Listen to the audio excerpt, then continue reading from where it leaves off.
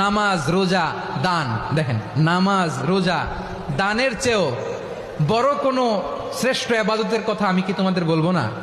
সাহাবারা তো অবাক, বলে কি নামাজের চেয়ে বড় ইবাদত, রোজার চেয়ে বড়, দান করার চেয়ে বড় ইবাদত? সাহাবীরা বললেন, বালা ইয়া রাসূলুল্লাহ। নবী বলেন, বিশ্বনবী বললেন, নামাজের চেয়েও বড়, রোজার চেয়েও বড়, যাকাতের চেয়েও বড়, সাদাকার চেয়েও বড় একটা ইবাদত আছে, আমি কি তোমাদের বলবো না? সাহাবারা বললেন, ইয়া রাসূলুল্লাহ, বালা, অবশ্যই বলবেন, সেটা কি? বিশ্বনবী বললেন, ইসলাহু যাতিল বাইন।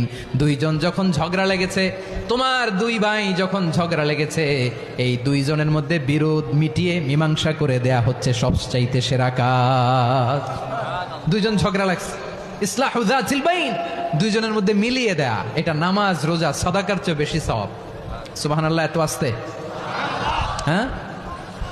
ওয়াত্তাকুল্লাহ ওয়া আসলিহু যাতা বাইনিকুম, সূরা আনফাল।